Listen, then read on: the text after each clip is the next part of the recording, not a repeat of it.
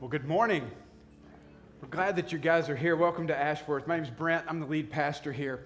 And last week we began a new series where we're trying to look at some of what we believe are the most important questions that we all struggle with. Things like, why are we here? What is our purpose? And when we really get down to it, is there really any value to our life? And value is a really good word that I want us to focus in on today, because I think at some level, normal people, right, want their lives to matter. We want to make a difference. We want there to be something that happens as a result of us being here, that the world is better because we lived. Now, is that just me, or do you guys agree with that? Anybody give me some head shaking? I realize we're kind of Baptists, but you can, yeah, okay, there's some response, good.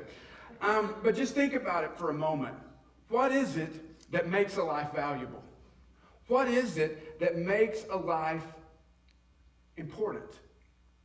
And beyond just the value of maybe your own life, what is the value to the person who's sitting next to you? What's the value to the person you work with? Is there value there?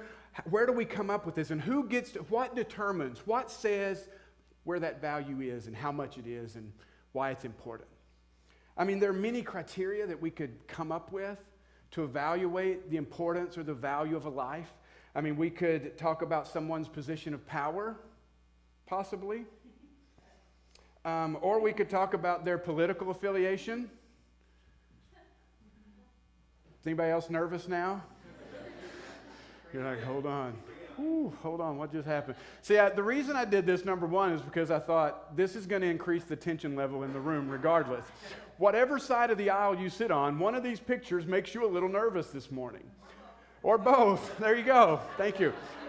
But what is interesting is I think that if we look at these two pictures, most of us in this room would find one of those people, if not both, and you would think, you know what? I wouldn't spit on you if you were on fire. I mean, we kind of look at somebody's position they hold or things that they say or tweet or their politics, and because of where they land there, we assign a value to them, and we say either you have value or you don't have value. And it would be goofy. I mean, it's goofy enough that we do this based on somebody's political persuasion, but it goes even beyond that, because we can go not just to political affiliation, but we can talk about somebody's country of birth. And how we would say, does the color of somebody's skin determine the value that they have? And I realize in the 21st century, we think this is a stupid question. But it's not always been a stupid question, right? I mean, it's not always been so cut and dry where the color of somebody's skin determined their value that we attributed to them. Or maybe it's their job, where we find somebody who does a job and we go, well, who would want that job?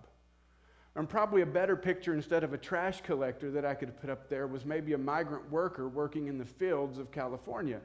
That job that is beneath us to do. So let's leave it for those kind of people.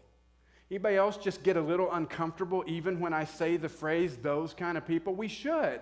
It should make us uncomfortable. You know, what about the homeless gentleman? The assets, the amount of money somebody has in their bank account or their retirement account. How does that factor in to the value we attribute to somebody? And then the last one here, yeah, it's those of us that speak differently. By God, we are tired of being treated less than. Can I get an amen from you out there from the South? That's exactly right. Did you like that, Amy? Switched right into that Southern, didn't I? That's a silly one. But how many times throughout the course of a day or a week are we making value judgments on people on one of these things? The criteria that we assign to say whether somebody is valuable or not.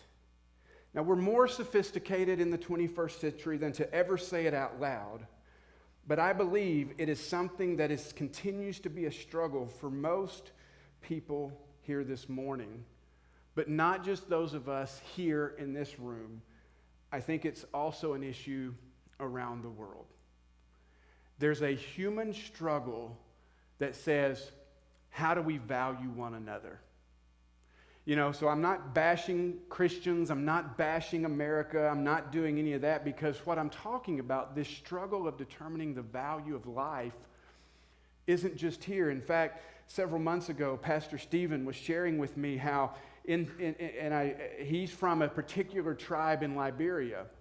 And while he's planting his church here in Des Moines, he is open to all people from all African nations and all tribes from Liberia. But there's another pastor that's come in and has started lobbing bombs at his church because this other pastor is from a tribe who they believe themselves to be superior to Pastor Stephen's tribe. So he's going to people that are attending Pastor Stephen's church and saying, why would you stoop to that level? Why would you lower yourself to be a part of that pastor's church when he's from that tribe? This is such a problem that the United Nations has ratified 2 documents in order to try to help this, to declare basic human rights. One of them was from 1948 called the Universal Declaration of Human Rights, and then in 1976 they brought into force what was called the International Bill of Human Rights that is 470 pages long. I know because I downloaded the PDF. It is incredibly long. Now, there is a really cute cartoony version that they have out there as well to help us learn how to treat each other right. Does anybody other than me just scratch your head a little bit that it takes an organization to pass a document with 470 pages in order to say people matter, that there is value to life, that we should do better? And why is it that the United Nations is doing this? And where is the church in this? And where are the people that are following Jesus? Where is our voice in all this? You see, we want value for ourselves, but we are willing to devalue others to get it. And therein lies the problem. We want things in the name of rights, and we think we cling to our rights even if it means the indignity of other people. And we're willing to do that. So the question we have to consider today is, when it comes to ascribing worth to people, do we look to the UN to make that happen? Is it necessary to have these resolutions and laws to make it happen? Or is there something else, somewhere else we can look to find value in our existence? To understand this, though, to understand true value and worth of others, we have to begin with that critical question of where or who. Who gets to decide? And I know on the surface that sounds like a really silly question, right? But it only takes a quick look back at history for us to realize that the who that gets to decide the value of a life is kind of important. Slavery, segregation, and the Holocaust, 3 simple words that we can throw out there, that each of them remind us that there is something that can go incredibly wrong when the wrong person gets to stand up and say, well, this is who I think is important. This is who I think has value. History is littered with these stories of people devaluing others because they believe they've got the right answer. And it only takes a generation to see what was acceptable and tolerated in one generation, like the harassment of women in the workplace, that it's now seen as horrible behavior, as it should have been labeled all along. And so as I thought about that, I thought, is our only hope to wait this thing out? To hope that maybe we've got all this figured out, we've got all the inequality, we've got all the injustice, we've got all this devaluing of one another. It's all out of our system now, and we've evolved enough to a place as a culture that, we don't have to deal with that again. Or do we just have to wait and hope that one day humankind will figure it out? I don't know about you, but that kind of depresses me. Do we think we know we haven't evolved to the level that we've got it figured out? And I don't know that it's proper for us to say, well, let's just wait and see what happens. And as we think about this, what I find so fascinating is that when you consider the secular mentality, there really is a problem. Because in the secular mentality, they have no answer for why human life should matter.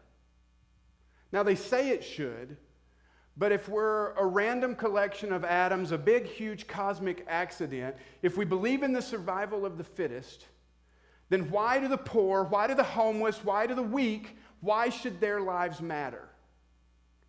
Doesn't evolution just take care of that for us? Secular thought has very little to say in bringing us a really good reason for why a life should matter.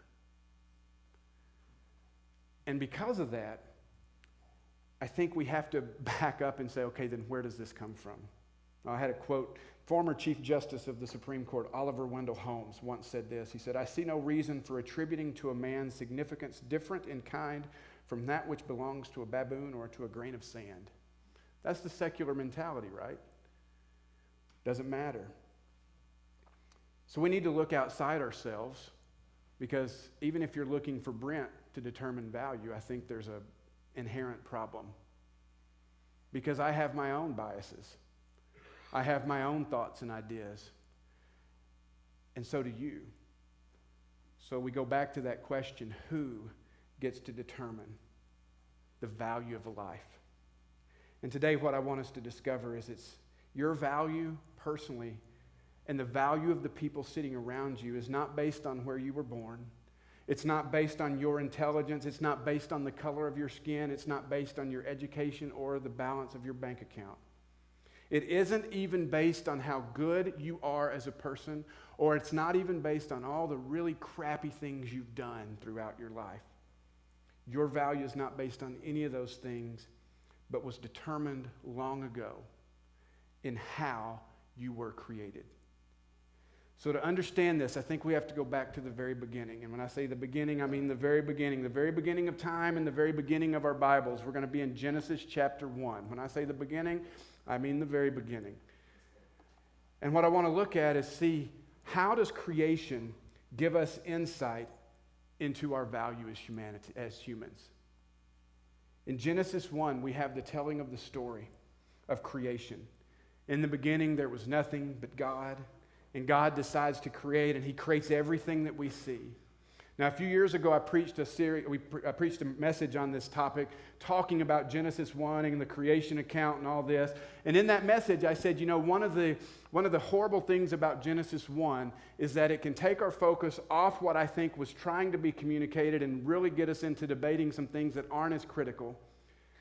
And we need to not worry about timelines as much about understanding the important part of the story is that God created us, and he created us to be with him, for relationship with him.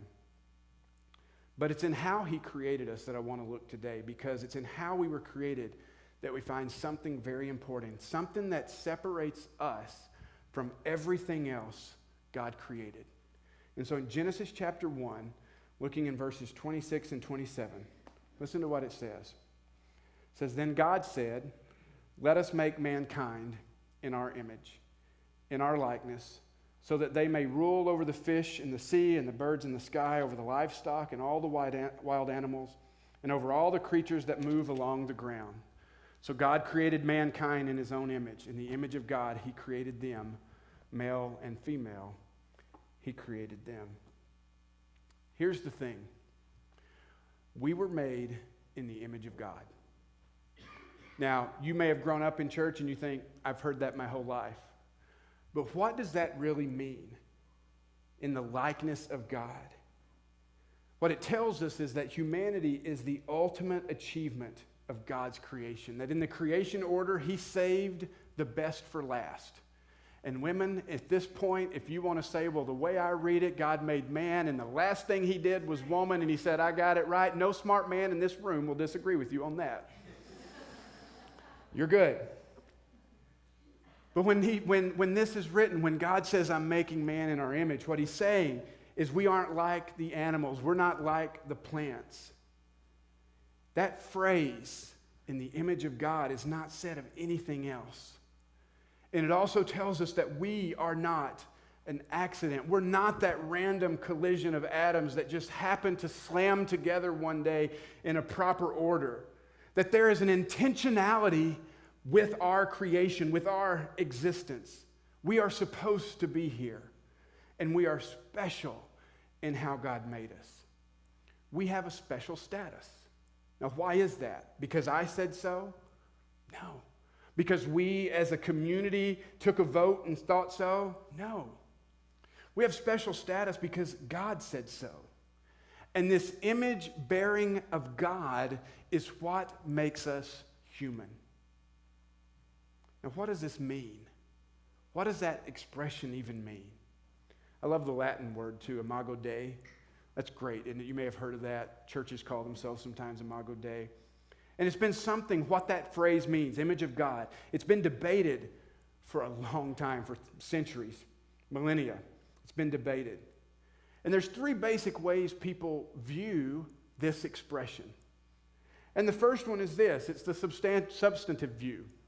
It basically says, it looks at us and it says, okay, how we were made imitates God. So God, some people take it to an extreme and even say God has a body, so or we have a body and that's like God, so God has a body.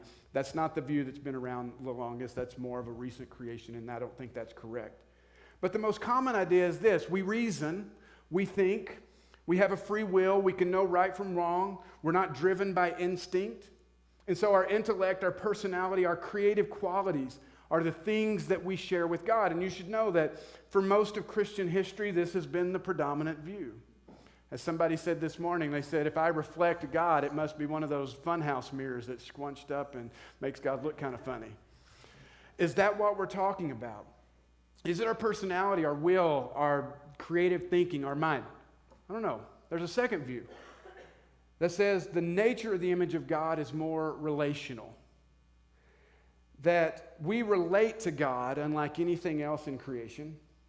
And so the image of God is not something that we are inherently born with or possess, but it is dependent upon us being in right relationship, particularly with God.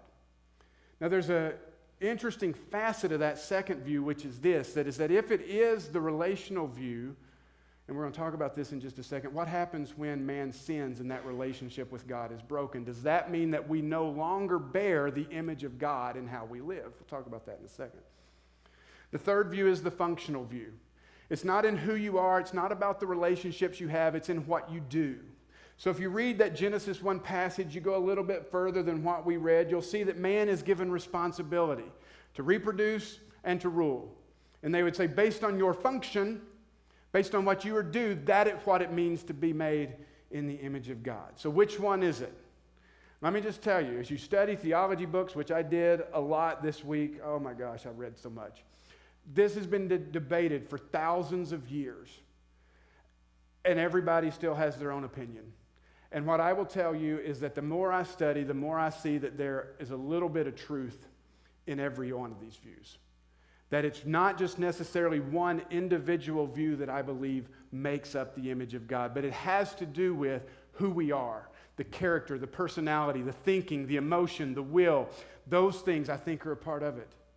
As we think about the relationship, I think that has something to do with it, but not everything.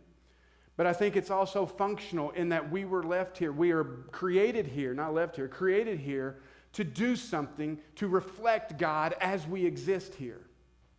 So I think it's kind of a combination of all things, of all three.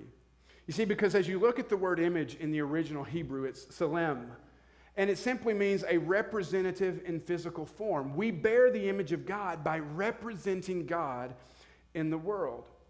And if you think about the ancient culture, the ancient Eastern culture, and when this would have been written, what you will discover is that, they often had idols to their gods.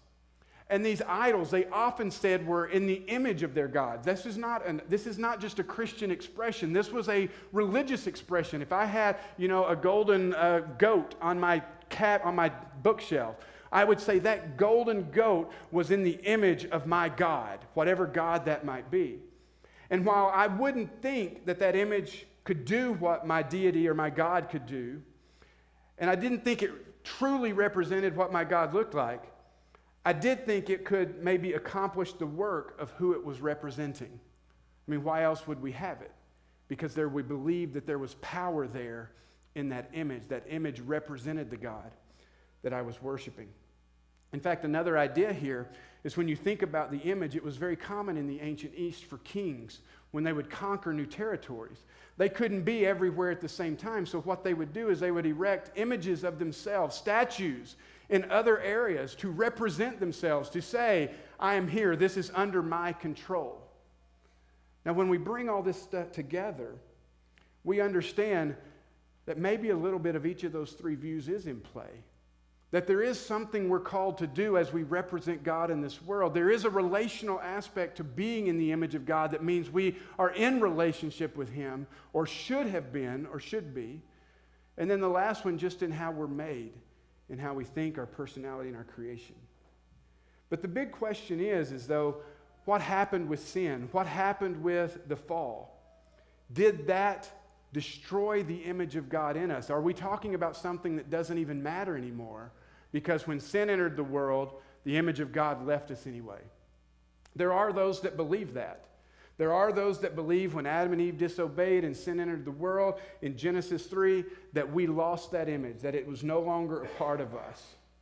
And this has also been hotly debated, and you can dig into theologians like Luther and Calvin who like to look, and in our passage it had two different words. It said in the image of God and in the likeness of God. And they like to say, oh, well, those words mean two different things. They really don't. But they would like to parse that a little bit and say, well, we lost one but not the other in the fall. And I tell you, when you dig into this, it gets really boring. So I'm going to stop talking about it. But the reason I bring this up is because I think it's important. Do we continue to this day to represent the image of God in how we live? And this to me can be easily resolved because in Genesis chapter 9, which is after Genesis 3, at least in my math, there's something that is said about creation again that I think tells us after the fall, the image of God stayed. So listen to this. In Genesis 9, 5 and 6, we read this. God is speaking again, and He says, and for your lifeblood, I will surely demand an accounting. I will demand an accounting from every animal and from each human being too. I will demand an accounting for the life of another human being. Whoever sheds human blood, by human shall their blood be shed, for in the image of God, God has made mankind. Now, obviously, God is dealing with the issue of murder. And what happens when there's a murder? And if you read the Old Testament, you realize that eye for an eye and tooth for a tooth was there not because it needed to be retributive justice necessarily, but it was a restraint justice that said, don't let yourself be given over and go beyond what was done to you. But the important part of this, it says that even after man sinned, even after there was a fall, for in the image of God, God has made mankind. Now, why would God say that if at this point in history, it wasn't true? Why wouldn't it say, yeah, God made us that way, but that's no, or why would you say it at all? Because there's an important thing here that we continue to be in God's image, that we did not lose God's image as a result of the fall. And even though there may be people that we want to write off as lost causes and say that they're a waste of perfectly good skin, God says, let me tell you something. In all my creation, in all humanity, there is inherent worth. There is inherent value because they were all created in my image. So what are the implications? Let's run through these. What does this mean for us today? Why does this matter? First implication is this: you have value. You have value. I think that's important because we live sometimes in a day and age where we super spiritualize ourselves sometimes, and we think, oh, well, let me think less of myself. And if I think less of myself, then I don't know what we think. We struggle with self-worth. We struggle with identity. We struggle with all these things. And what I'm telling you today is that you have value. Now, I'm not saying you're perfect. I'm not saying that you haven't been a colossal screw-up at times. Maybe you have been. But what I'm telling you is that regardless of your job, regardless of your skin color, where you live and what you're done, God has created you, and your value isn't determined by any of those things. It's determined by the one who created you, period, the end. And what God says about us matters more than any of the other things we may try to say assign greater value to us. Somewhere along the way, Christians got in their mind that it's super spiritual to denigrate ourselves. I can remember growing up, and there was a song called At the Cross, and the first verse. Anybody else remember this? I wrote it down so I wouldn't forget it. Did he devote that sacred head for such a worm as I? Anybody remember the worm verse? Pull out your hymnal. We've changed it now. praise God, there is no value in beating ourselves up all the time. Now, sometimes there is conviction of sin. That's a good thing. But even then, we don't live in this position of, I'm worthless, I'm a horrible person, I can't do anything right. Don't diminish what God has said is worth something. You know, there is sin, and sin is a huge problem. And you know what? We're going to deal with that in a couple of weeks when we go to this new series we're really excited about called My Bad, What Separates Us from God. That is the actual artwork there for that series. We're pretty pumped about it. But even with our sin problem, and even when God looked at us, looked at humanity and said, you are my enemy, not because God said we were his enemy. We looked at God and said, we hate you, God. We don't want anything to do with you. And even then, because of that broken relationship, God said, that's okay. I'm still going to send Jesus to the cross. I still see that you are worth dying for. And that means something. So you have value. The second thing this means to us is this. Not only do you have value, but look around you right now. You see the person sitting next to you? You see that? They have value too. You know that annoying person you work with? Not that I have one. They have value. It's hard to see sometimes, but that annoying person has value. Ryan gave me permission. He actually sent me these photos. It's all good. Don't email or text me and tell me I'm a terrible person. He was good with this. And you know what?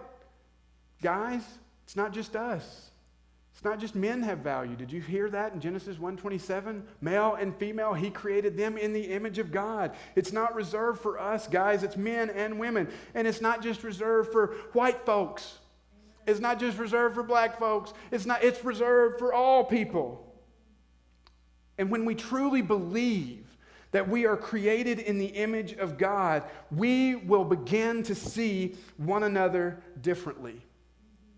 Each person who comes across our path, we will treat with a respect, with a concern, with a kindness. If we don't, we need to ask ourselves why. The image of God is not greater in one group of people than another. And based on the Genesis 9 passage, I see something very important about being made in the image of God. And it's this: I am my brother's keeper. You are your sister's keeper. We are responsible for how we treat one another and how one another gets treated. As I was studying this week, I ran across an interesting article that highlighted just how influential this idea of the Imago Dei was to Martin Luther King Jr. As you may know, this past week remembered the 50th anniversary of his assassination in Memphis. There's a sermon that he gave, and I want to read part of it to you. Just listen to the words that he spoke 3 years before his assassination, when he was talking about just how important it is to see God in one another. He said this, he said, you see, the founding fathers were really influenced by the Bible. The whole concept of the Imago Dei is the idea that all men have something within them that God injected. Not that they have substantial unity with God, but that every man has a capacity to have fellowship with God. And this gives him uniqueness. There are no gradations in the image of God. Every man from a treble white to a bass black is significant on God's keyboard, precisely because every man is made in the image of God. One day we will learn that.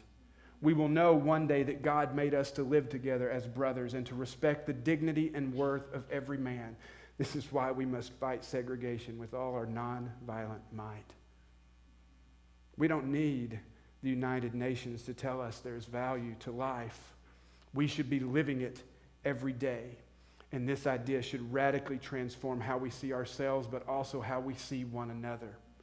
We can't believe in the image of God and treat somebody as if they don't matter. It just can't happen. We can't see others as dispensable. It should change how we react to that frustrating family member, that annoying acquaintance, the demanding boss, the lazy coworker, the stranger, the beggar, someone who cuts you off in traffic, the unborn child, the child in foster care, the woman who gets an abortion, popular people, unattractive people, criminals, and you. it should affect how we live. There's a third implication, and I won't spend a lot of time on this one, but it's just simply this. It means that we belong to God. When you look in the New Testament and somebody asks Jesus about taxes, it's very interesting what he does. He says, pull out a coin. He pulls out a coin. He says, whose image do you see? He says, oh, Caesar. And he says, give to Caesar what belongs to Caesar, but then give to God what belongs to God. Whose image was on the coin? Caesar's. Whose image is on your life? We belong to God. We were created by him to be with him. As I wrap up, I just want to close with one New Testament reference because I think it's important. Because the image of God, that expression, that idea is not just limited to us. But in Colossians 1:15, we read this. It says, the Son, which is Jesus, is the image of the invisible God, the firstborn over all creation. When we think about what it means to be in the image of God, if we want to know what it's supposed to look like, look to Jesus. Look to Jesus. And there we will see what God intended. Yes, sin messed it up. Sin marred it. That's part of it. But we have the perfect example of what God intended human nature to be, how we should strive to live. And the closer we get to Jesus, the more we'll get to know ourselves and the more we will be how we were created to be. Maybe you've never considered your worth, where that comes from. Or maybe you've been trying to earn it or make it happen. What this message today tells us is that you don't have to. The fingerprints of God are already on your life. The next step for you is believing in Jesus, surrendering your life fully to him, get to know him, live in relationship with him, and discover what being made in the image of God is really supposed to be. Maybe you hear this message today and there are people in your life that just agitate the snot out of you. I could have put that picture of Ryan back up, but I chose not to. Just kidding.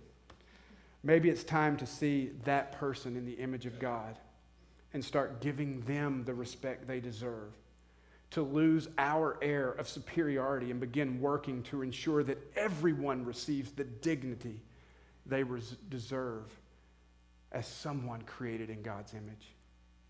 In our message community this week, I asked them the question. It's one of the things we always ask. What's the application point? What do we want people to do? Ryan said, tell them to stand up and turn around and hug somebody who looks different from them. Okay, that's kind of funny, right? But you know, that's really not far off.